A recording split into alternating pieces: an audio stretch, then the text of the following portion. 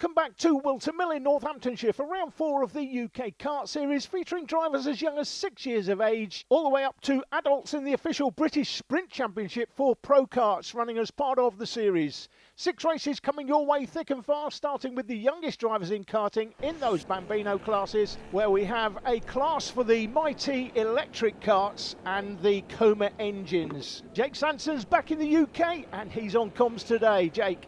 It's the Superman of mighty Bambinos, Harry Voss on pole position. Elliot Hitch is beside him, then EJ Dara and Oakley Howlett. Oliver Reynolds and Ben Abbott complete the mighty 6. Then Jensen O'Connor has the Bambino Coma pole alongside the W plate Alfie Ward. Then Buddy Dorr, Matthew Pearson, Noah Gallagher, Jasper Reed, Logan Grassi, Rafe Verdi, and then Max West and Eliza Hewland will complete the field. So who's going to get to the first corner first here in Mighty? A little bit of a creep there from Ben Abbott, but he stops just in the nick of time. And Oakley Howlett is storming up to the start of the race here, in between Wass and Hitch. And he's going to get himself through into second position. So a great start from Oakley Howlett, but I think he may have just jumped the start there a little bit. So that could well be investigated. We'll have to have a look at it post-race. The Coma Bambinos get away. No problem at all for Jensen O'Connor. He leads Alfie Ward, as the rest of the field work their way through Crook and Oblivion for the first time. Certainly for the moment, though, it is Harry Voss who leads the way. He took 101 points from the qualification races into this battle, but Elliot Hitch won one of the races earlier on. So that's how he's been able to get up to the sharp end. Jensen O'Connor leading in the Bambino Coma class, all going very well indeed from his perspective. Oliver Reynolds has got a good start as well. He's got ahead of Ben Abbott, so that puts him into 5th position. The top 4, though, swarming around each other as they duel for position. Right, here is the Bambino Coma category, and it is Jensen O'Connor in front of the W plate of Alfie Ward, still going very strong in his position, and I think that's still the number 21 of Buddy Dorr, who runs in 3rd position ahead of Matthew Pearson, is it? Yes, I think it is. He managed to leapfrog ahead of Noah Gallagher, so it's going to be an interesting comeback charge then from Gallagher. But Matthew Pearson is already knocking on the door of a podium, and the mighty Bambino quartet is already putting on a great show. Harry Voss in front of Oakley Howlett, then EJ Dara and Elliot Hitch, and it really is a fantastic run. Now, this will be frustrating for Elliot Hitch. He actually won the first heat leading up to this final, and he's scored 100 points out of the tally that he had available to him, just one less than Harry Voss. So sitting there in 4th position is really going to be irritating for Elliot Hitch, and he'll be wanting to make his comeback very soon indeed. But look how close the 4 of them are in the mix. They are not separating just yet. Voss, Howlett, Dara and Hitch. Oh, and there's a retirement. That's Rafe Verdi. So Rafe Verdi has pulled off on the exit of Osiers, and I'm afraid that's game over for him. So he is the first retirement of this final. Hopefully we're not going to have too many of those. But Voss leads Howlett, Dara and Hitch. Hitch looking for a good run off the final turn, trying to get alongside EJ Dara. He just can't quite get fast enough out of the turn as they go through Crook and up out of Oblivion. He really wanted to get a faster run. So the yellow flags are there for Rafe Verdi, and he is the first retirement of this first final of UK Kart Series at Whilton Mill, round number 4 in 2025. Lap 3. So Voss and Howlett, Dara and Hitch, great duels, 2x2 hurrah in Mighty. Great to see the class picking up in terms of its racecraft. These guys are really starting to get a little bit more racecraft knowledge. Down towards Wilkins, through the left, and then they'll get a little bit of squeak of power back up towards Osiers as they work their way through. There's Rafe Verdi walking away quite close to the circuit. Oh, and up in the air! Goodness me, Dara and Hitch collide with each other. Now, that's a double trouble incident there because we've got a collision between Dara and Hitch. But have a look at this. Rafe Verdi and the Marshal, I would have been a little bit closer to the tyre barrier than I would be the edge of the track there, because Rafe Verdi got a bit of a close comfort move there with the two guys colliding. Now, I can tell you that both Dara and Hitch have got going again, but that was a very close for comfort moment. Too close for comfort, if you ask me. Now, here's Harry Voss checking over his left shoulder, and still Oakley Howlett is hustling him all the way for the mighty victory. Now, that clash between Dara and Hitch has obviously dropped them a long way back. Hitch is essentially out of the race now, unfortunately. Buddy Dorr has also pulled out, along with Rafe Verdi, who we saw walking away a little earlier on.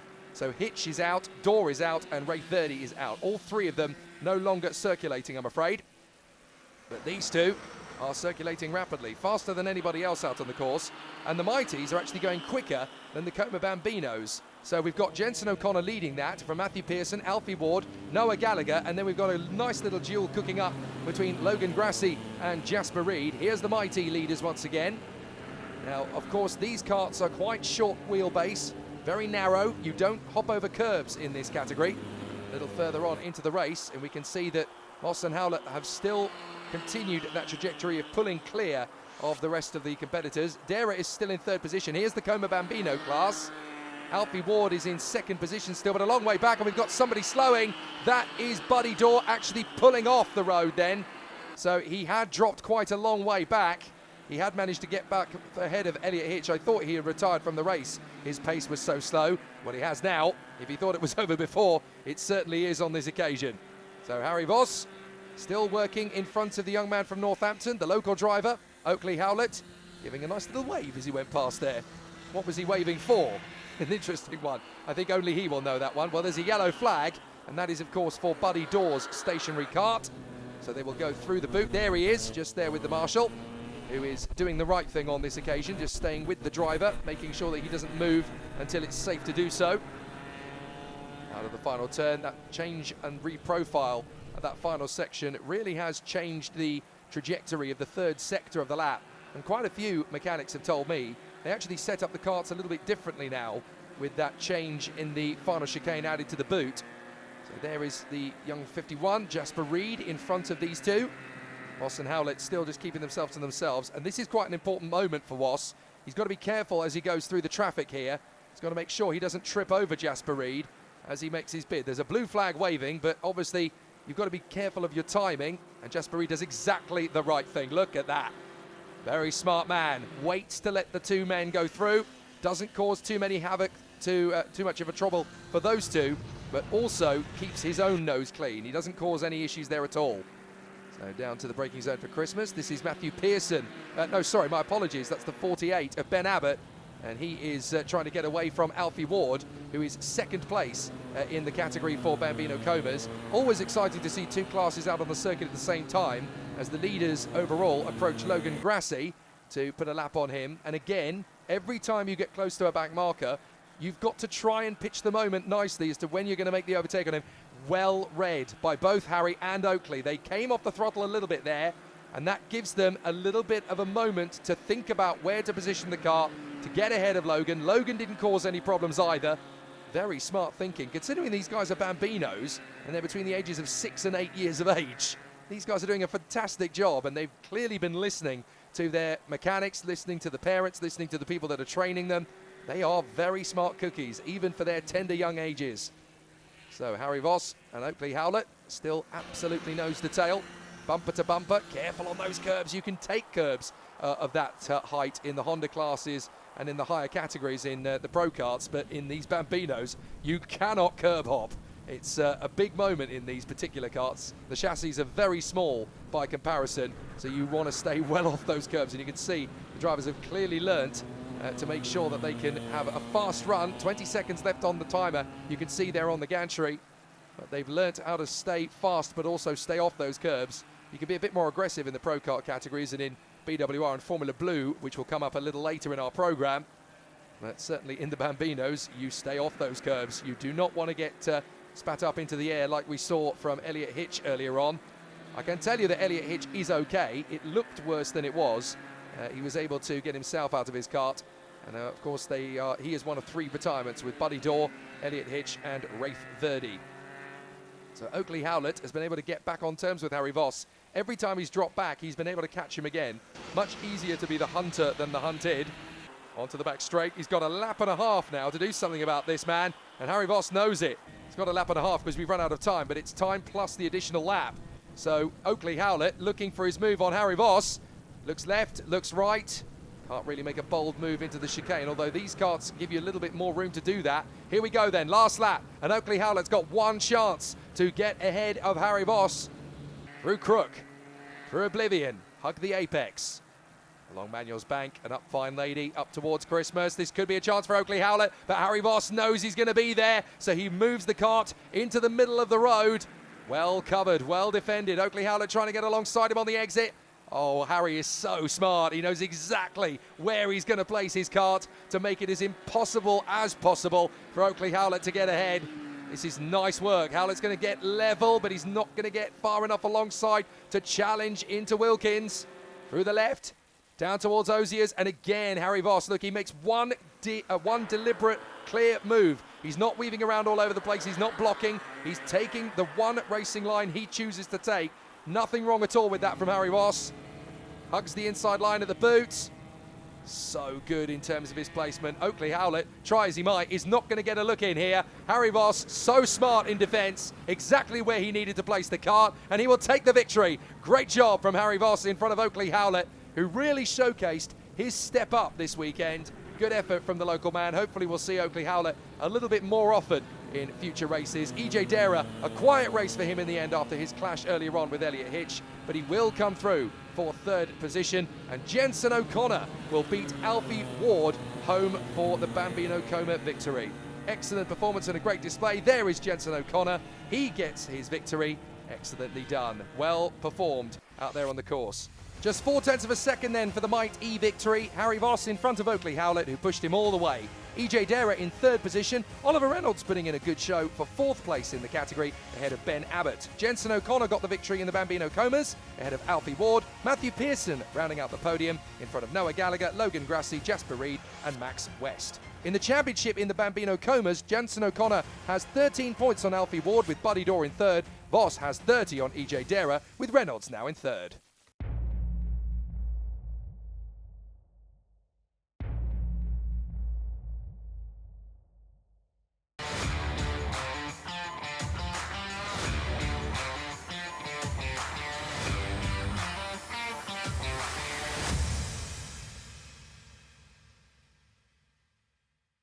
Drama already in Cadet 200. Before we go to the grid on the formation app, we've got a kart that has broken down on the way to the grid.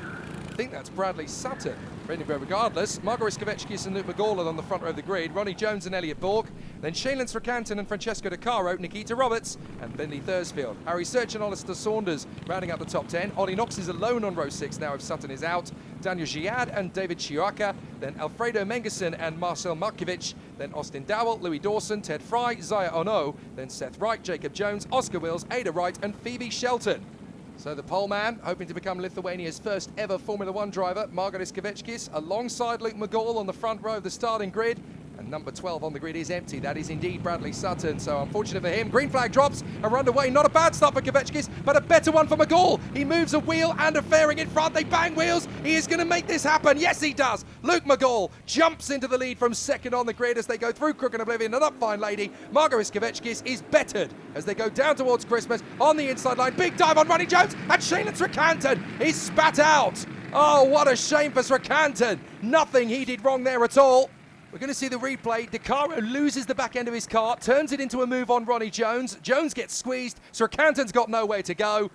Blameless. What a shame for Shaylin Srikantan as he now spits out to the back of the grid, hand in the air in frustration. It's going to be a long race for Shaylin Srikantan now as he drops to the back of the field. Luke McGall, though, is your race leader in front of Margaret Skavechkis and Elliot Bork.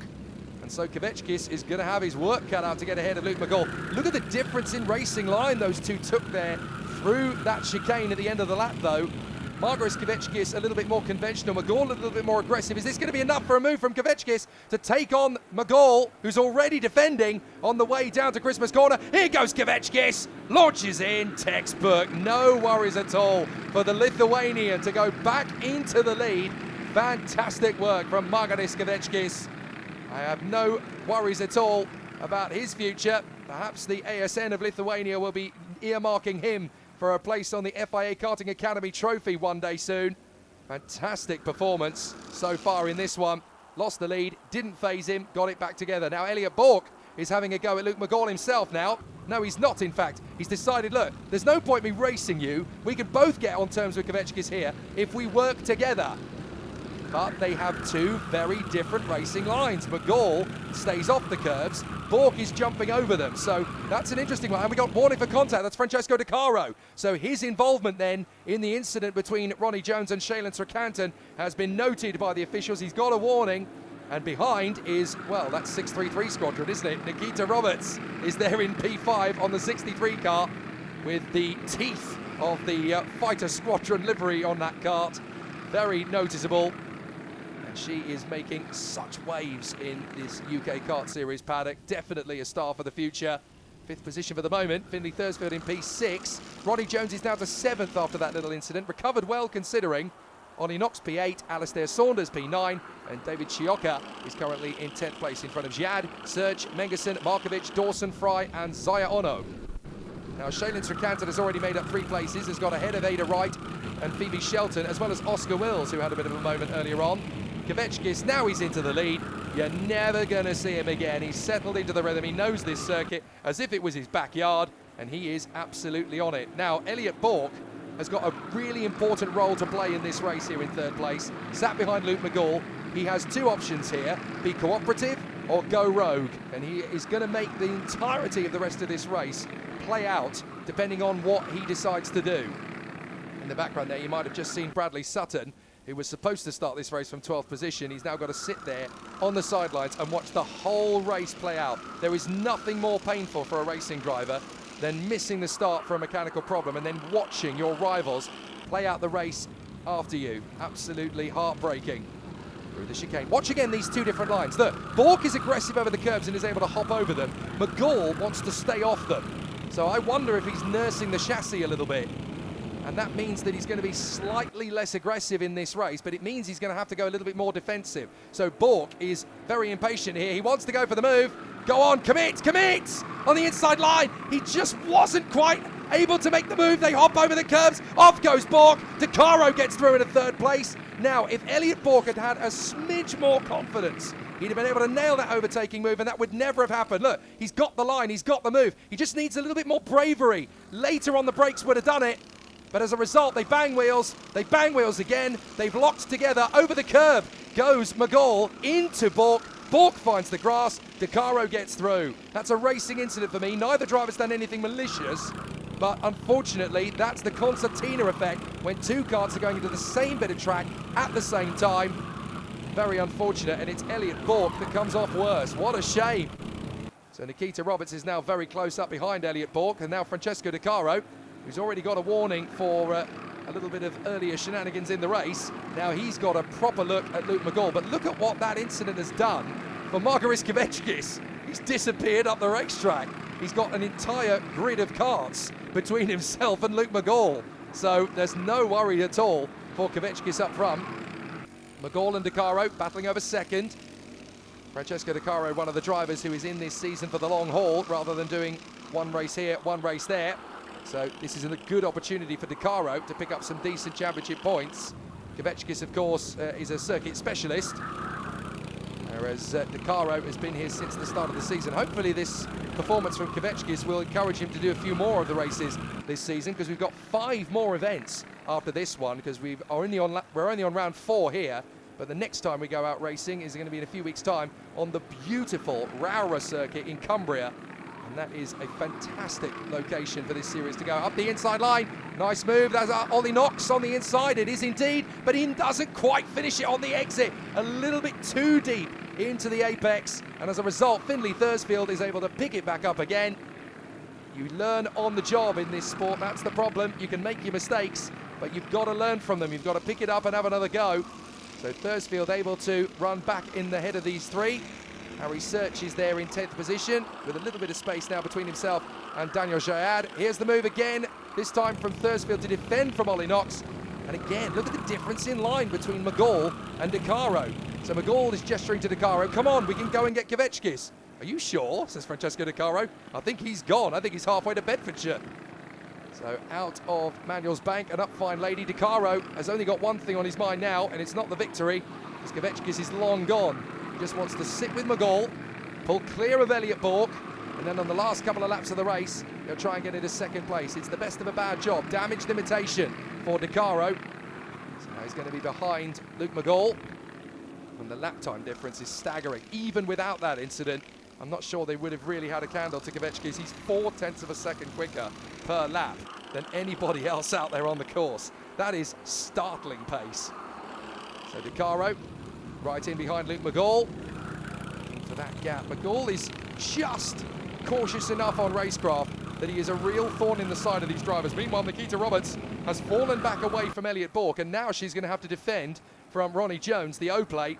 So that could get interesting. Then we've got Knox, who's finally got into that 7th place. He's managed to get the job done then on Finley Thursfield, with Alistair Saunders in 9th position and Harry Search rounding out the top 10 in front of Jayad, then Mengerson and David Shuaka in front of Marcel Markovic and Shaylin Srikantan. Goodness me, Shaylin Srikantan, who spun off on lap 1, was in dead last, is now in 15th. Well, that is impressive in a very competitive field like this. There aren't many overtaking opportunities at Whilton Mill, but he's really made the most of it. Clearly driving angry, and Srikantan is storming through this field beautifully at the moment. Let's see if we can find him. There he is. So Srikantan now on the back of Marcel Markovic. So that's a 4-kart battle for 11th place. So he could make up quite a lot here, Shaylin Srikantan. Kvetchkis, another new fastest lap, another 53.0, with everybody else dropping even further back on lap time pace. The tyres are starting to go off for McGall and De Caro, but for Kvetchkis, it's still absolutely perfect right now. So McGall, De Caro, and look back, there is Elliot Bourke. He's getting closer to the 2nd and 3rd place men. Nikita Roberts has got all sorts of problems with Ronnie Jones right in behind her at the moment. This is going to need to be a defensive race rather than an offensive race for Nikita Roberts, and she really wants to be battling and dueling for 2nd and 3rd in the championship fight. She has a great shot of the podium this year, and being in P5 was not really in the script for her this time. Looking further back, and now that Ollie Knox has got ahead of Thursfield, he's lost out to Alistair Saunders. So Saunders is up to 8th place now, ahead of Finley Thursfield, and then Search, and then we've got Jayad, Mengerson, Shuaka and Markovic being caught rapidly by Shaylin Srikantan, who is only 0.3 of a second a lap slower than Kvetchkis. So that's very impressive work from Srikantan. Last lap, so can De Caro get back on terms with McGall? I just don't quite think he's close enough. I think McGall's done enough here to defend and cover. And fair play to Nikita Roberts, who on the penultimate lap really stepped up the pace on a 53.5, quicker than McGall and De Caro, and as a result has managed to get away from Ronnie Jones. But there's the leader, the Lithuanian Margaris Kvetchkis. And in the background there, did you see Shaylin Srikantan? He's worked his way up into 11th place. Goodness me, there was a bit of a problem there for Shaylin Srikantan at the start, but he's worked his way past all 4 of the men he was racing with. Incredible. So here comes Margaris Kvetchkis, absolute clean sweep weekend, domination in Cadet 200. They're still scrapping away between Saunders and Thursfield for 8th, and here comes Srikantan. He's going to miss the top 10. That is so unfortunate, but what a drive. McGall 2nd, De Caro 3rd from Bourke, Roberts and Jones, then Ollie Knox. It is going to be Alistair Saunders just in front of Thursfield. Oh no, Search! Search got ahead of Thursfield and Saunders at the end there. So excellent work from Harry Search right in the closing stages, but what a race. Fantastic performance from Margaris Kvetchkis. He dominates in front of Luke McGall, Francesco De Caro, Elliot Bourke and Nikita Roberts. Then Ronnie Jones ahead of Ollie Knox, Harry Search, Finley Thursfield and Alistair Saunders. But drive of the day from Shaylin Srikantan, from P5 on the grid, down to the back and then back up to P11. Such a shame it's not in the top 10 on this occasion. But what a fantastic comeback for young Shaylin Srikantan. Well, Kvetchkis' dominance doesn't change much for him in the championship fight. But for Francesco De Caro, it's joy. He's up to the lead of the championship, 6 points clear of the absent Charlie White. Nikita Roberts is now in 3rd, ahead of Ollie Knox with Henry Colborne and Alistair Saunders playing catch-up. It'll be amazing to see what happens with them at the next round at Rowrah. But we've got more racing on the way here at Whilton Mill. We've got the BWR classes up next here at Whilton Mill.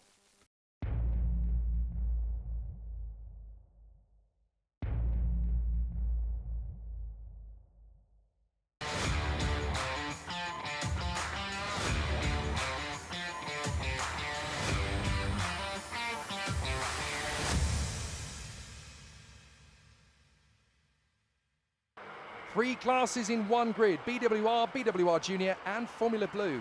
Eat your heart out, Tom Cruise. We've got the real Mission Impossible. Alistair Tinker, John Nuttall, Steph Theodoru, Oliver Greening and Phil Waters in BWR. The T4 Juniors, or the BWR Juniors as they are. William Omar's in pole position for that one with Brandon Edwards, then Harley Drake, Danny Elson and Harry Ward. And in Formula Blue, we've got Reese Reed, David Watts, Harry Smithson, Dean Smithers, Mike Bell and Alex Fortune from Russell O'Neill, John Hartshorn, Ron Schoen, Graham Joseph, Billy Thomas, David Waldron, Richard Myridge Hurt Already Puddle, and Robin Stoddart Stones. Off we go, and it's a great start in BWR Senior. Now, the battle to watch in this class, as we all know, is Alistair Tinker and John Nuttall, but Steph Theodorou has already split them, and he wants a piece of it here at Whilton Mill. So the rivalry between Tinker and Nuttall, which has been going on since the start of the season, now has a third protagonist in BWR. And Steph Theodorou here at Whilton Mill wants to put on a great showcase. He's nudging Alistair Tinker through the corners. Come on, man, put your foot down. As Steph Theodorou is clearly here to upset the apple cart at Whilton Mill. There in the background, you can see at Christmas. There go the juniors. Omar, Edwards, Drake and Elson. It looks like Harry Ward has not been able to make the start. And Reese Reed has taken command of things in Formula Blue through Crook and Oblivion. Theodorou again tries his move on Alistair Tinker, and Tinker will not budge. Steph Theodorou has traded paint with Alistair Tinker twice in the opening lap. Goodness me, he wants this, doesn't he? So Tinker, Theodorou, Nuttall, Greening and Waters. That's the order in BWR. Bit of a run wide there from John Nuttall. He was trying to give Steph Theodorou a little bit of support there. Here's the Formula Blue category. Reese Reed, David Watts, Harry Smithson, then Bell, Smithers, O'Neill, Fortune, Schoen, Hotshorn and Joseph. Looks to me as though we've already had a couple of withdrawals, unfortunately. Waldron, Puddle and Stoddart Stones were not in the final in the end. They entered the weekend, but for whatever reason, not able to be present for the finals. But Reese Reed is your leader in Formula Blue. Great to see Formula Blue here in UK Kart Series. It's a formula in Great Britain that doesn't get a lot of promo, in my opinion. So Formula Blue, fantastic to see these guys here at Whilton Mill sharing the grid with BWR. 3 categories on 1 starting grid. Now that is what I call a tough task. But thanks to the drone and thanks to the fantastic camera team here, we're keeping up to date with everything as it happens. Look at Steph Theodorou. He's dropped John Nuttall and is going after Tinker. Here's Formula Blue again. The O-plate David Watts is really hustling Reese Reed. Smithson's there in 3rd position as well. Let's see if Smithers is going to get his run here on Bell. Oh, beautiful side swipe there on the inside line. Gets the move. Meanwhile, back in BWR, Steph Theodorou has set the fastest lap, 50.532. Fastest lap in BWR, I should point out, because the fastest man on track is actually Reese Reed in Formula Blue. He's done a 49.2. Will Omar and Junior's going quicker than these guys as well. A 49.9. Theodorou, I thought he was going to try the move there on Alistair Tinker into the toe of the boot. And watch these guys as they go over the chicane. Now, if you were watching the Bambinos earlier, tippy-toeing around those curbs, here in BWR and Formula Blue classes, they will attack those curbs as if they're biscuits. They will absolutely charge them. So here we go down the back straight on the run towards Christmas. Theodorou's got to reset himself after a bit of an aggressive charge. He's now got to try and make the gains back again to get back on terms with Alistair Tinker. So Tinker versus Nuttall, having an interesting run. You can see the fastest laps to the left of your screen. The highlighted laps are the fastest ones. And Brandon Edwards has just gone quicker than Will Omar and Junior, actually, to be in 2nd place. Hand in the air for the 18, Graham Joseph. Now that's going to be interesting when the Formula Blue backmarker holds up Tinker and Theodorou. He doesn't in the end, so he retreats to the pits just in the nick of time. So Tinker, Theodorou and Nuttall. They've got well clear, then Greening, then Phil Waters. Will Omar is still the leader in Junior, but for how much longer? Because Brandon Edwards really is pushing him. Then Drake, then Elson, and then in Formula Blue, the 2 leaders are separated by 0.005 of a second on that time. Reese Reed is the fastest man of the entire race, and David Watts is only 0.005 of a lap slower than him in terms of the lap times. That's incredible. So Steph Theodorou still fancying his chances here on Alistair Tinker. John Nuttall is being super smart here in 3rd position. He's not panicking, he's looking after the kart. He's dropped back a few kart lengths, but he'll look after tyres, he'll look after brakes, he'll look after water temperature. All going good for John Nuttall. This race isn't over for him in 3rd position because he can watch what Tinker and Theodorou do and he can have another go at them later. Theodorou hopping over the curbs in behind Alistair Tinker, and they're now closing up on Schoen and Hartshorn in the Formula Blue category to put a lap on them. So that's going to be interesting. Here's Formula Blue. Reese Reed, David Watts and Harry Smithson. They're checking out now in front of the men behind. Bell and Smithers still having that battle for 4th position. Bell and Smithers have been at each other since the start and they're not letting up for a moment. They keep swapping positions, those 2. Excellent stuff. Oh, now Alistair Tinker's starting to make those mistakes. The kart is running wide. Theodorou's lapping it up. This is what he wants. He's gone quicker than Tinker now.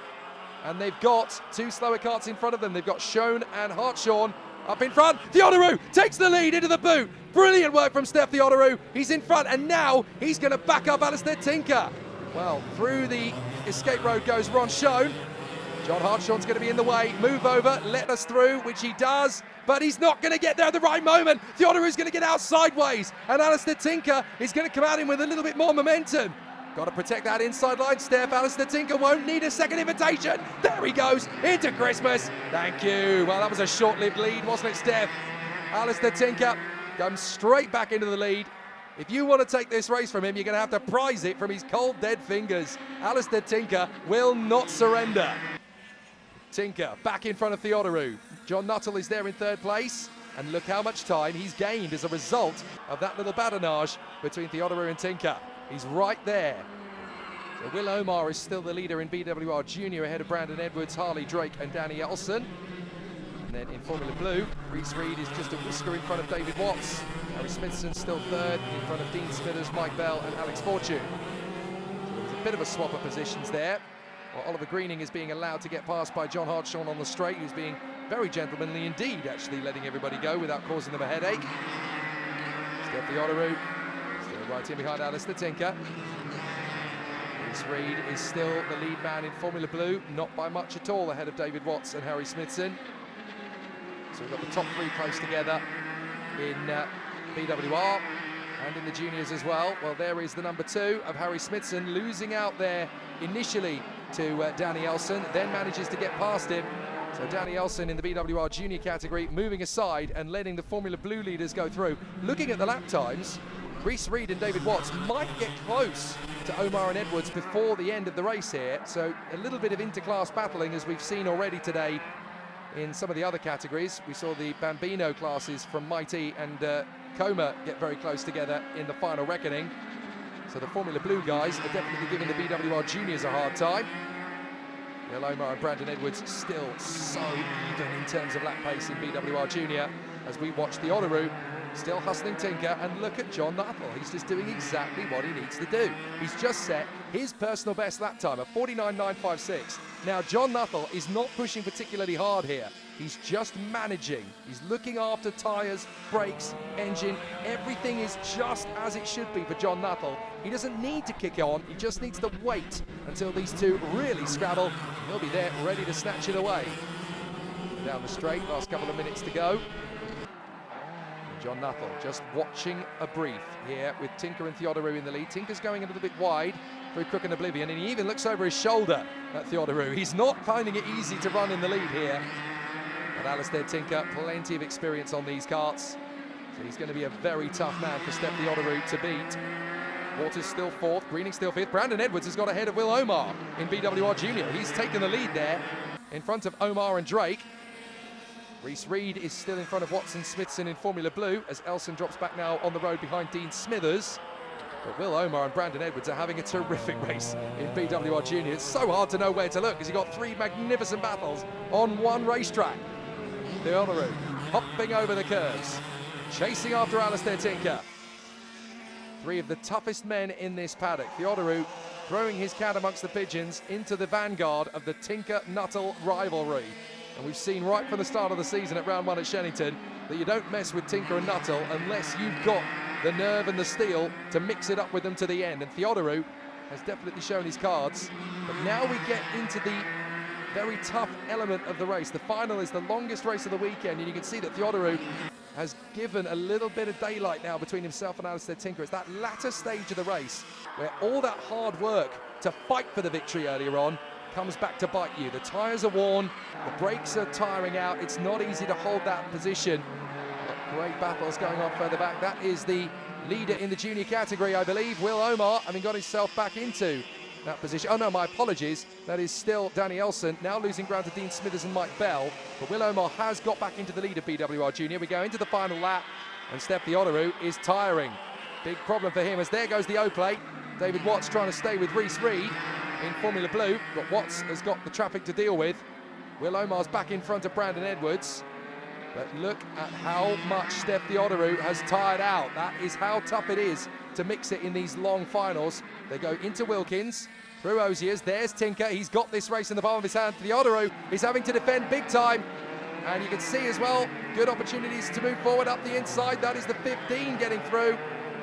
That's Ron Schoen battling away there with John Hartshorn. Not just at the front of the classes we've got the battles, but also in the midfield. Try as he might, Nuttall's going to run out of time here on Theodorou. Tinker's going to dominate the race in the end. He gets the victory. Theodorou just hangs on to second place in front of John Nuttall. My goodness me, that was close. One more lap, and I think Steph Theodorou would have had a few more beads of sweat over his eyebrows on the end of this race.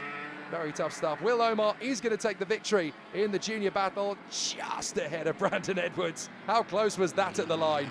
Fist bumps on the slowing down lap, and 3 great class races in one. Alistair Tinker in front of Steph Theodorou and John Nuttall in BWR, ahead of Waters and Greening. In junior, Omar and Edwards only a 10th apart of the flag, ahead of Harley Drake. In Formula Blue, Reece Reed took the victory in front of David Watts and Harry Smithson. From Dean Smithers, Mike Bell, Alex Fortune, then Russell O'Neill, John Hartshorn and Ron Schoen. So in the championship battles in BWR, well, Alistair Tinker still holds the advantage with Henry Bell and John Nuttall even on points, but it's Tinker's championship to lose. Will Omar is only 4 points ahead of Harley Drake.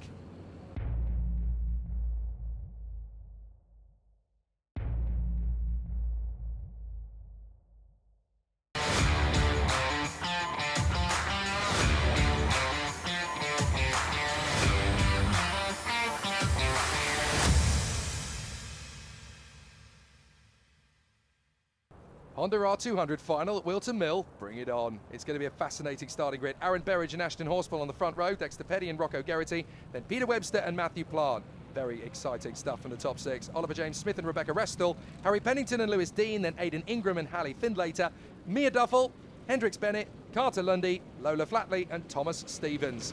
This has so many potential winners. The top 6 in Honda R200 are so evenly matched. Let's go racing. Green flag drops and we're underway at Whilton Mill. Great start from the pole from Aaron Berridge. Leads going through the first couple of corners. Little bit of sliding, pushing and shoving, but Aaron Berridge holds the advantage up front. And into second is that Rocco Geraghty working his way forward. Excellent stuff as the drivers are trying desperately to get a clean lap in. Somebody running a bit wide through Christmas. And that is, I do believe, Rocco Geraghty already putting his weight into the move. Up on the inside of Berridge, that's Petty, and Geraghty's gone with him. So Petty into the lead, Geraghty's gone in wide, and down to P5 goes the pole sitter Aaron Berridge. Now trying to get back up the inside to try and assert his position, but Dexter Petty has got through on Aaron Berridge. My goodness me, what a dramatic start to this race. And now Ashton Horsfall trying to get into second place past Rocco Geraghty. So Dexter Petty has hit the front. What a dramatic opening lap. Very exciting stuff then. So Dexter Petty leads the way in front of Rocco Geraghty, then Peter Webster, Aaron Berridge, Matthew Plant and Ashton Horsfall. So your race leader is Dexter Petty. No relation to the NASCAR king, Richard, but I tell you what, he is definitely very exciting to watch on those overtakes. And Rebecca Restall currently going wheel to wheel with Oliver James Smith, another of the talented ladies in the UK Kart Series paddock.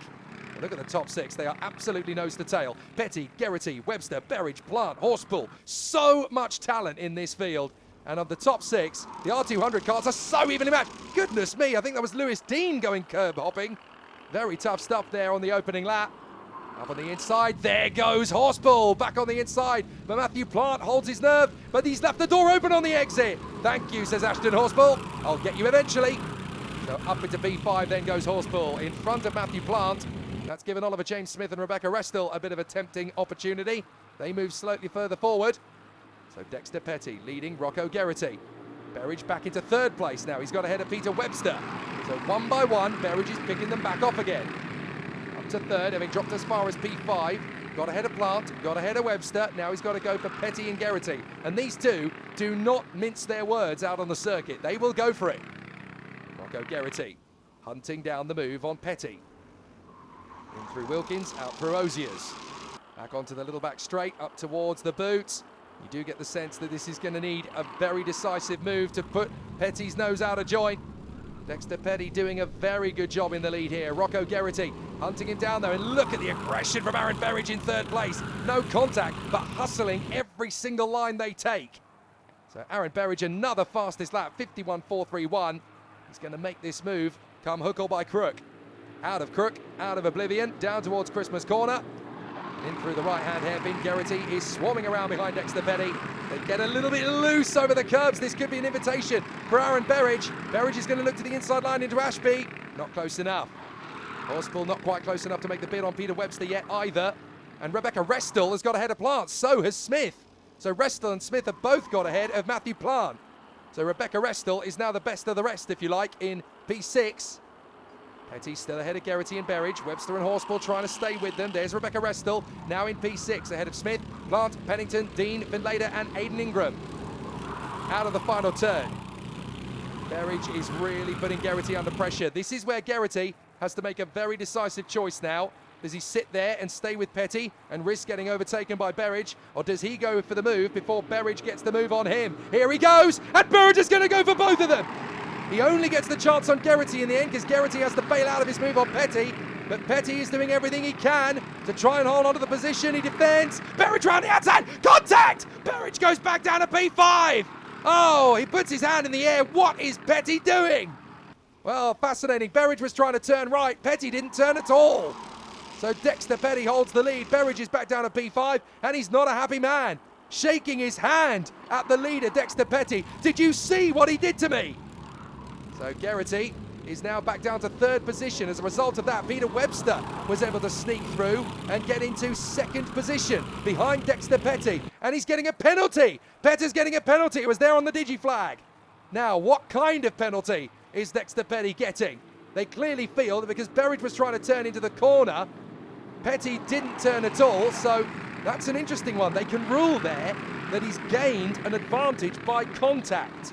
Now that's an interesting one because he didn't turn into the corner in the right moment. Berridge is trying to turn into the corner and he had nowhere to go but into Petty.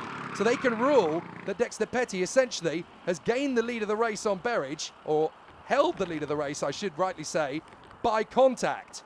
Now, advantage by contact, you can do pretty much a multitude of penalties. You can give a time penalty. He could even get the black flag here for that, especially if he's been investigated for more than one incident. So we'll wait as they come onto the main straight. Petty is your leader. Second is Webster. Third is Geraghty. Then Horspool. Then Berridge.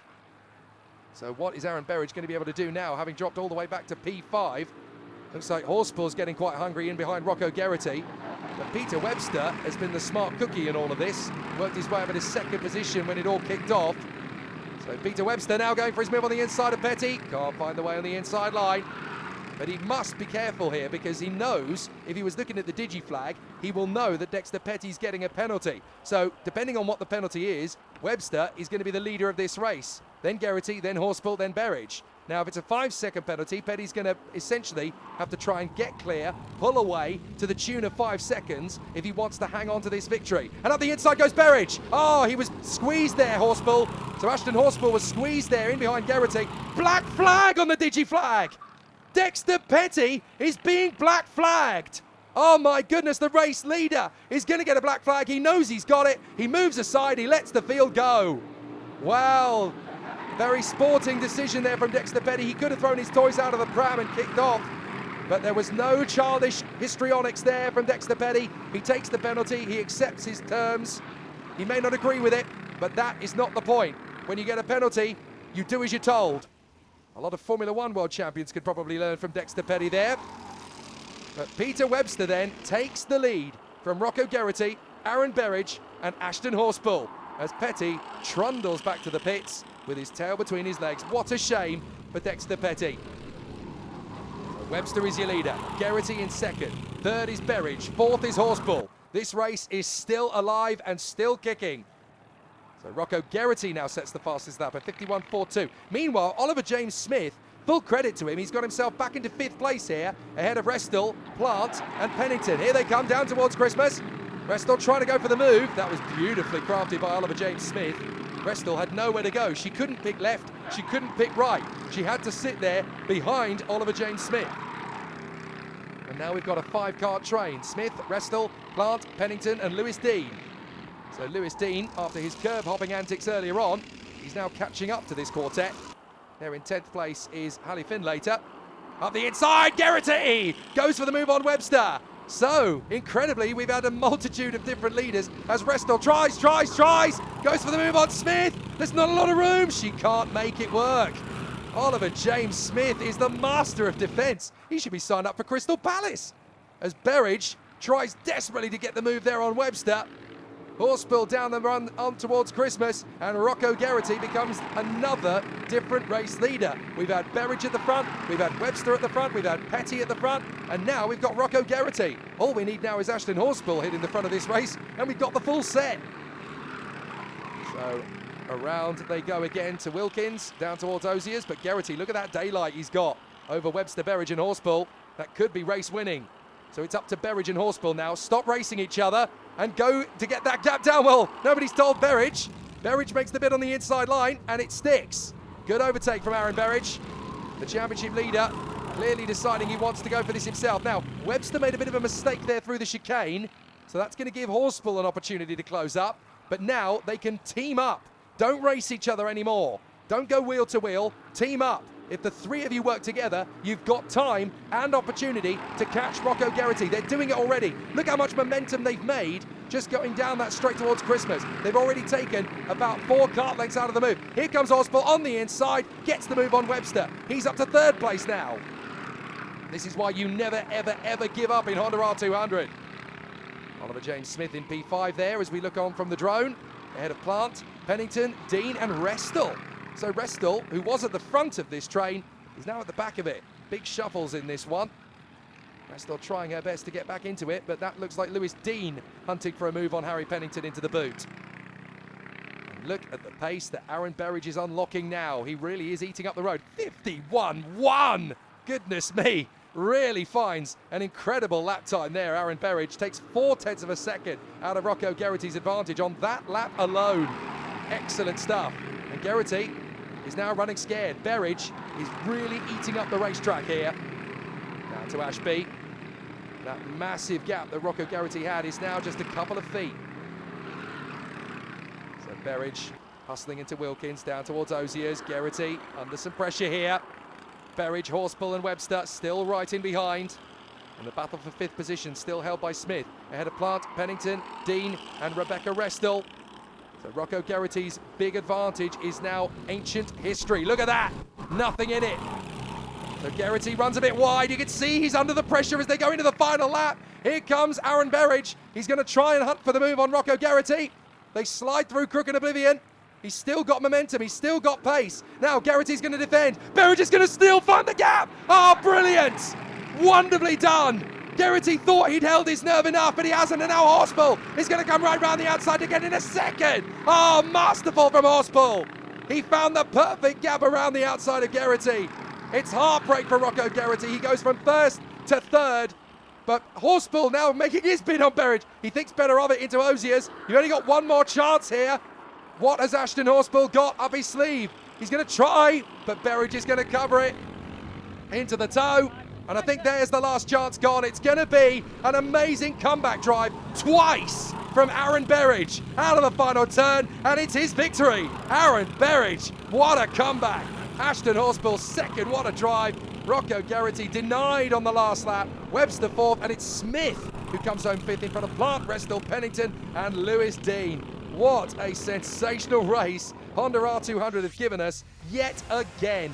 Berridge takes the victory in front of Horspool and Geraghty. Webster P4 from Oliver James Smith, Matthew Plant, Rebecca Restall, Harry Pennington and Lewis Dean, with Hallie Finlater completing the top 10. Real shame for Dexter Paddy, who was disqualified in the end for driving in a manner not compatible with general safety. Berridge is your championship leader after that, but only 11 points ahead.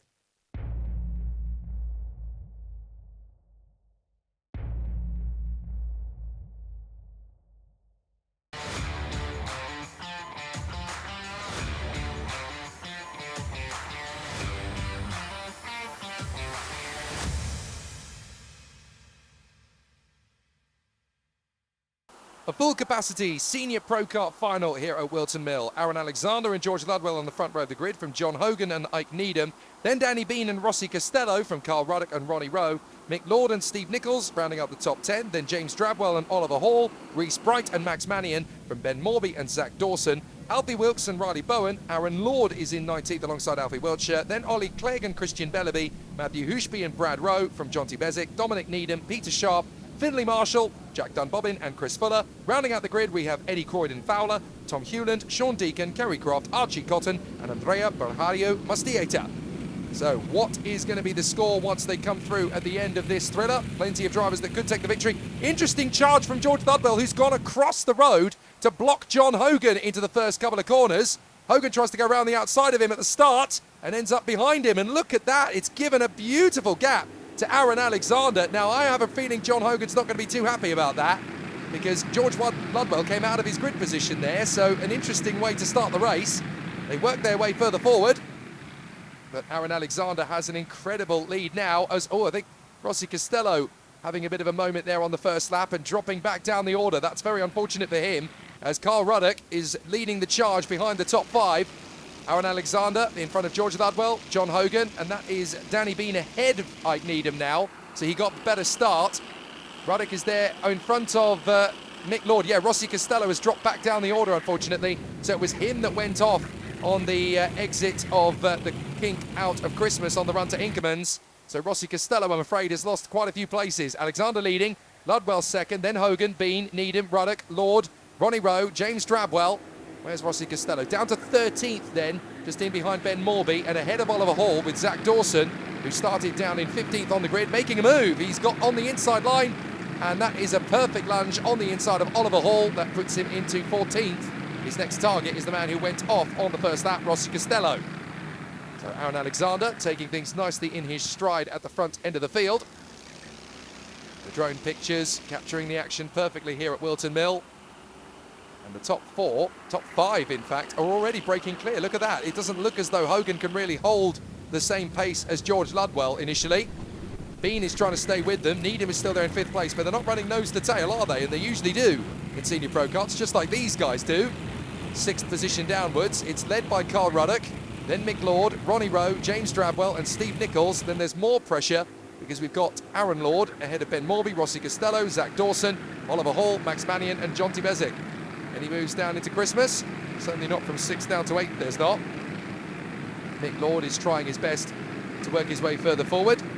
Always fascinating in the Pro Kart category to see how drivers decide to set up their karts. There's a whole host of different nacelle panels being used here. Obviously, thanks to the European Championships and the World Championships on the continent, there's a whole host of different nacelle panels available. Who would have thought that the front nacelle panels of go-karts would end up becoming a incredible extension of the business, where it's now almost Formula One style aero on the front end of these karts. Absolutely incredible how that's changed in the last, well, even in the last 5 years.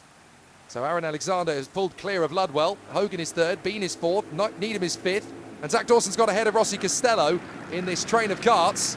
Carl Ruddock is hugging the inside line down to the braking zone for Christmas, so nobody can get through. Mick Lord in 7th, Ronnie Rowe is in 8th place. Then it's James Drabwell, Steve Nichols, Aaron Lord and Ben Morby. Zach Dawson is the next one in the train. That is the man in 13th place, having started P15. In fact, I think he might have just made the move there on Ben Morby. So Zach Dawson still making his way through the field. I'm going to try and count them as they go through. And yes, he just made the move there, in fact, on Ben Morby. So that now puts him into P12. Alexander's got a decent gap over Ludwell. Ludwell's got about 3 kart lengths on Hogan, who's got about 7 on Bean, who's got about 5 on Needham. So the top 5 are spreading themselves out now. But this is where the real battle is. Carl Ruddock trying desperately to hold on to the slim pickings of this race in P6. The top 5 are long gone. So now it's a case of trying to look after your tyres as best as you can to go as far into the race as possible, whilst also having a decent amount of traction and strong pace to the end. On the inside, again, Mick Lord gets close to Ruddock, but he doesn't want to take that gamble on the inside line into Ashby. You can sense that he wants to make the move, but when you've got so many karts to race against, if you make a move like this and it goes wrong, you're not just going to lose 1 or 2 places, you're going to lose a dozen places. So it can really work against you if you are not confident of making the move. Into the boot. Ruddock, Mick Lord, Rowe, Drabwell, Nichols, Aaron Lord, Zach Dawson. Another new fastest lap from Aaron Alexander, 51.496. So still consistently going 2 to 3 tenths of a second faster than the majority of the field. Only George Ludwell can really stay with him on pace. And again, good defensive tactics from Carl Ruddock. As up the inside, that is Ronnie Rowe getting his move on Mick Lord for P7. And that is the danger of waiting. He could have made his move on Carl Ruddock a lap ago into Ashby, but he waited, he hesitated, and Ronnie Rowe takes full advantage of the opportunity. If you're not going to go for a move, I will. And so up into 7th place goes Ronnie Rowe at the expense of Mick Lord. Then it's James Drabwell, Steve Nichols, Aaron Lord, and at the back of the queue, that is Zach Dawson, up from 15th on the grid. Now, in a battle like this, when you're just trying to get the most out of the race that you can, it's clear that the top 5 are going to settle the victory between themselves. It might not even change from this order, looking at the way they're spreading out. Look at this! Senior Pro Karts. When was the last time you saw a serene run to the flag like this in Senior Pro Kart for the victory? It's been a long time since it's been so tame. But Ruddock, Rowe and Lord still having a good duel for 6th place. This is where the battle, the combat is going to be for the rest of this race. Because you've got 6th down to 12th at the moment. For Ruddock, Rowe, Mick Lord, James Drabwell, Steve Nichols, Aaron Lord and Zach Dawson, who gets his run on the man in 12th position, Aaron Lord, and Lord is not happy about it. He wags his finger at Zach Dawson. Cheeky man, how did you get that move done on me? Clearly wasn't happy about how it was set up or how it was executed, but a move is a move, and in these UK Kart Series Senior Pro Kart Finals, you don't go for a second chance very often. You take the first one you get. George Ludwell now gets the fastest lap of the race, a 51.369. Again, he is the only driver out there, really, who can hold a candle in terms of one-lap pace to Aaron Alexander. There are a couple who are knocking on the door of it. Rossi Costello's got a 51.7 in him on this occasion, as Dawson dives through to the inside and gets into the top 10, past Steve Nichols. So that's Zach Dawson in the green machine, now in P10. Green chassis, green overalls, green helmet. He's not difficult to spot, is he? Down to Wilkins and in towards Oziers once again. A bit of a run wide from Ruddock. You can't afford to do that too often. You've got so many drivers going for moves as Zach Dawson gets another overtake, this time on James Drabwell. So that's 2 moves in 1 lap from Zach Dawson. The sky's the limit, although realistically, P6 seems to be the limit in this final, because Carl Ruddock at the head of this train is really the highest driver in the field that I think Zach Dawson is going to have the time to catch. Ruddock, Rowe, Lord, Dawson, Drabwell. Aaron Lord is 11th, then Steve Nichols, Rossi Costello and Ben Morby. Max Mannion ahead of Jonty Bezic. And here we go, another move from Dawson. He literally is picking them off like raisins now. Up into 8th place then, past Mick Lord. I tell you what, Mick Lord is definitely ruining the fact that he didn't go for Carl Ruddock when he did. Because now that's put him all the way back to P9. Ronnie Rowe's got him, and so is Zach Dawson, who now goes up the inside for 7th position. My goodness, Zach Dawson will not be silenced. He gets the move on Ronnie Rowe. Wow, Zach Dawson having a terrific charge from 15th on the grid. He's now in P7 and he's got plenty of time to make the bid on Carl Ruddock. Hops over the curbs. It's a good run off the turn. Ruddock doesn't get so good a run off the turn. Dawson's already going for him. Into crook, into oblivion. Aggressive lines, hopping off the curb. Bit of a twitch, and that's enough for Zach Dawson. No worries at all. My goodness, P15 to P6. That was perfection from Zach Dawson. Now he's got to hold on to it. There's your leader, Alexander, in front of Ludwell, Hogan, Bean, and Needham. They've already started to lap back markers. So it's going very well indeed for the top 5. And there is Zach Dawson, now in P6, with a whole queue of cast members trying to work their way further forward. And we've got a real shovel of the deck further back. That looks to me like Lord and Nichols are having a big jostle there with Rossi Costello. So the final lap approaches us, and Aaron Alexander has made this look, well, quite simply, like child's play. Nobody's been able to get near him, and so Alexander will check out to the flag. Ludwell in 2nd, Hogan in 3rd, Danny Bean in 4th, and Ike Needham in 5th, and it's been that way pretty much since the start. Zach Dawson is the only one who's really put on a show behind him, but the Haase chassis of Aaron Alexander has been sublime out in front. No problems at all for man number 7 in the field. Aaron Alexander dominates at Whilton Mill in round 4 of the UK Kart Series in the Senior Pro Kart Final, and he sets the fastest lap on the last lap of the race, just to add insult to injury for everyone else in the field. Goodness me. Ludwell, Hogan, Bean and Needham give chase. There's Zach Dawson, who not only fights his way from 15th to 6th, but then disappears. And there's the rest of the battle, nose to tail at the line.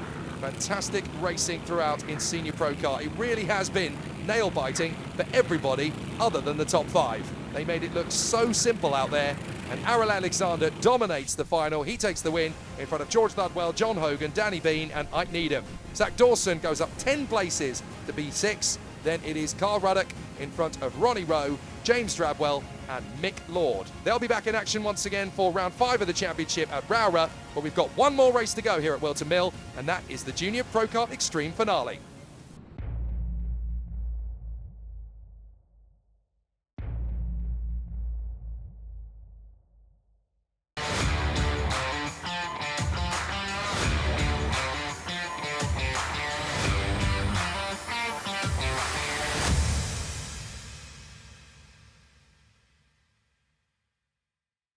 We'll conclude at Whilton Mill with the Junior Pro Kart Extreme final. Reece Cranston and Josh Sullivan on the front row of the grid from Dan Kadaszynski and Oliver Watson. Then Liam Edmonds and Teddy Hall, Sebastian Thompson and Throw Rout, Isaac Hobbs and Charlie Brooks in the top 10. Then Lorenzo Martin, Rowan Marshall, Finley Worthy, Finley Iron, Isaac Welburn and Joseph East. Now, last time out, of course, Reece Cranston dominated because Josh Sullivan had a mechanical problem in the final and couldn't get there to the victory. Now we'll see, with him side by side into turn 1, if he's got what it takes to take on Reece Cranston and go for the victory. The juniors work their way through Crook and Oblivion, along Manuel's Bank and up Fine Lady, and Cranston is already defending from Sullivan up towards Christmas. He knows how big a threat he's going to be. So as they swarm their way through Christmas on the opening lap, the juniors have kept themselves to themselves, but they're still having a good race of it. No contact, good work. A little bit of nudging, though, for 4th position downwards.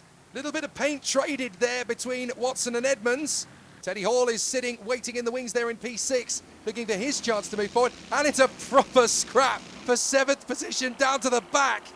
Goodness me, Junior Pro Karts are showing the seniors how it's done.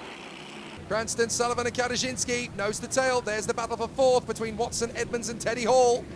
So we've got 3 fantastic racing battles already at the end of the first lap. A battle for the win, a battle for 4th, and a battle for everybody else.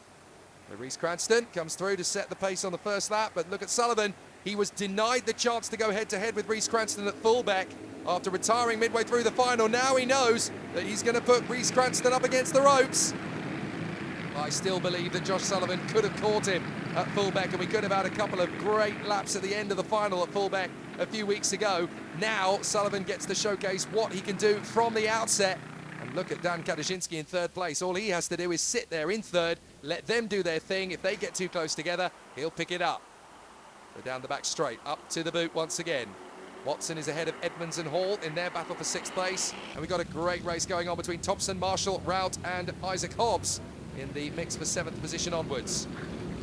Differences of opinion through the chicane section. You can see the differences of approach in racing line. A lot of curb taken, but some more aggressively than others on the way through. Cranston, 53.0, ahead of Sullivan and Kadaszynski on a 53.1, and all of them are about half a second to 0.6 of a second quicker per lap than everybody else. So these 3 are going to disappear into the distance rather quickly at this pace.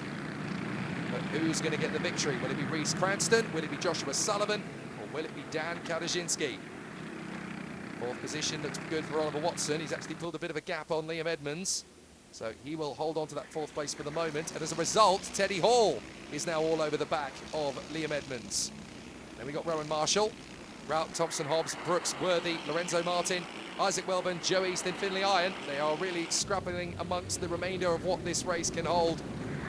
Further back in the back, but Reece Cranston is just getting it done nicely out of the front end. But there's no doubt that he's going to have pressure. 52.8 from Reece Cranston, 52.7s from Sullivan and Kadaszynski, who now gets the fastest lap.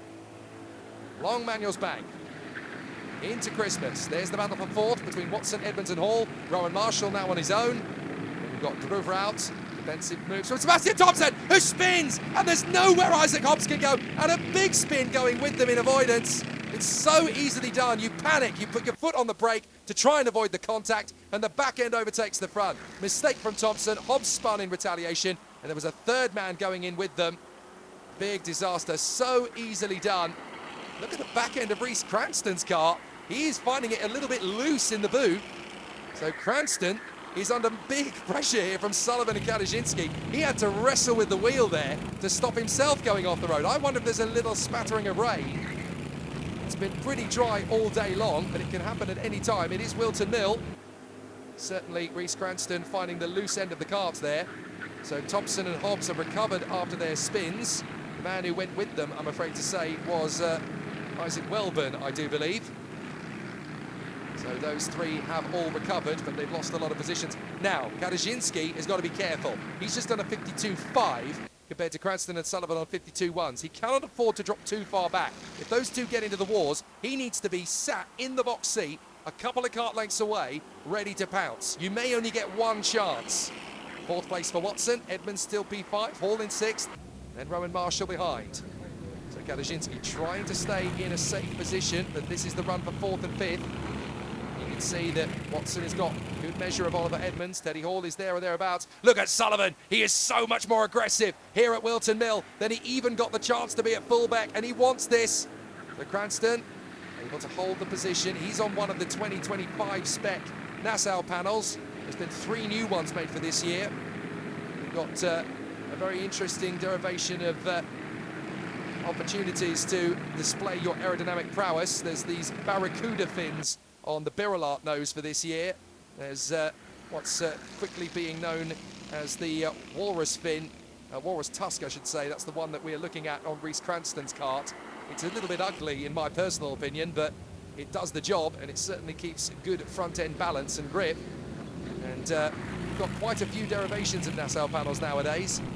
So a lot of drivers feel it doesn't make a blind bit of difference, certainly at this level.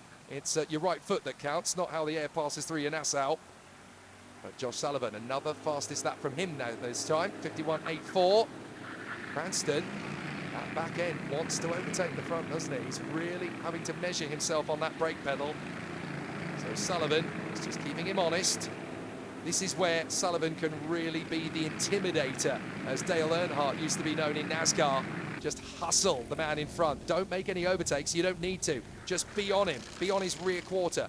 Every single turn, you need to be right there, ready to pounce if he makes the mistake. You can even force the mistake just by pressuring him, by being in the blind spots, by keeping the leader guessing as to where you're going to go. So Sullivan, pushing, pushing, pushing. This is more like it from him. Fullback is now ancient history. Whilton Mill is an opportunity knocking. So there is the battle for fourth place further back. Oliver Watson trying to get away from these two. He has got a bit of a gap, but Liam Edmonds and Teddy Hall are too busy racing each other, really to be focused on P4 for the moment. Liam Edmonds is looking over his shoulder, desperate to get Teddy Hall to put a wiggle on. Come on, let's go get Oliver. I'm not fast enough, mate. I'm trying to get past you for a start. As they go out of Inkermans, up towards Ashby. It's very interesting when drivers decide they're going to go for the moves. Usually only in the last 2 or 3 laps when you realise that we're not going to get on the podium, we're not going to get a victory. Let's just go hell for leather and see what happens. And a lot of this first part of the race is taking advantage of the rhythm that you build up, looking after tyres and seeing what happens. So Sullivan is still all over the back bumper of Rhys Cranston as they go across the line. Oh, there's a big opportunity as Teddy Hall thought he had it nailed there on Liam Edmonds, but Edmonds was able to silence the move. So that was very close indeed. Good foresight by Teddy Hall, but good recovery from Liam Edmonds. That could have gone very nasty for both of them as they were side by side on the approach to the final chicane. And that could have been very messy indeed. So Sullivan, now the fastest man of the leaders. 51.7 compared to Rhys Cranston on a 51.8 last time by. Sullivan's got to be smooth. He knows he's only really going to get 1 or 2 chances to get ahead of Rhys Cranston at best. So he's got to intimidate him, he's got to pressure him. He's got to be the psychological genius of the chess grand mastermind fraternity. He's got to keep him guessing here. Out of the final turn, down the straight again, not long left. Sullivan, all over Cranston. Another fastest lap for Sullivan, 51.75 now. Here he goes, this is where he can really challenge. He's going to try to squeeze. Cranston onto the middle of the road. Sullivan not quite able to use the momentum to his advantage as a result.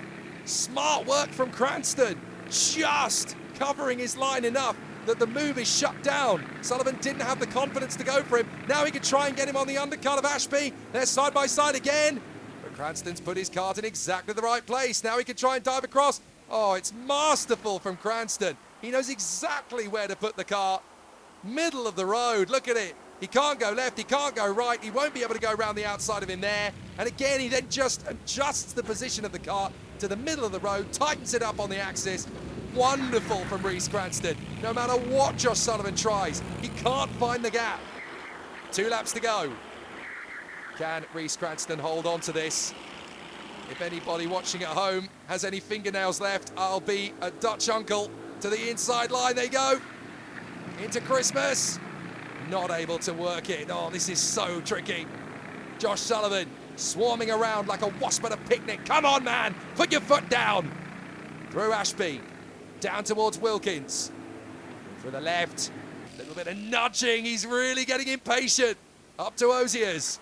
But again, Cranston knows exactly where his kart is going to go. He's not sliding around anymore. He's just calm and collected. He knows that Sullivan's knocking on the door. But it's like Apollo Creed and Rocky Balboa. He can take a couple of jabs here. He can take a couple of uppercuts here. But as long as he doesn't get the big hammer blow, he'll be fine in the lead for one more lap. Sullivan's got to throw something special at him. Crook. Oblivion. Along Fine Lady. Up Manuel's bank. Up to Christmas. Cranston knows he's going to be there. Focus on what's coming, Reece. Don't give too much away to Josh Sullivan over your shoulder. Nicely handled through Inkermans. Knows he's going to be there, but he can hold the kart. Just slightly off the racing line through Ashby. Nicely done. Two corners of the left. Wilkins. Oziers. Nice. Move the kart across. Here comes the move from Sullivan, but he can't get there, and that was his one big chance. He couldn't squeeze alongside. He knows it's done. Sullivan tried his best. He tried to get the move, but it wasn't going to happen. Reece Cranston will not be budged. He's going to finish the job as he hops over the final chicane curbs. Amazing run. The checkered flag is out. Reece Cranston holds on. The battle of wits goes the way of the number 43. Josh Sullivan gave it everything he had, but it just wasn't quite enough. Kadaszynski third, Watson fourth. Edmonds holds on in front of Teddy Hall. Fabulous race all the way to the flag. No matter what Josh Sullivan threw at Reece Cranston, it wasn't quite enough. Kadaszynski third from Watson, Edmonds, Hall and Lorenzo Martin, then Rowan Marshall, through Rout and Charlie Brooks. Magnificent racing here at Whilton Mill, and there's plenty more to come when we reconvene in Cumbria. Well, that's all the action from round 4 at the UK Kart Series. Round 5 is coming in 3 weeks' time. That's from the Lakeside Stadium, and we'll see you then.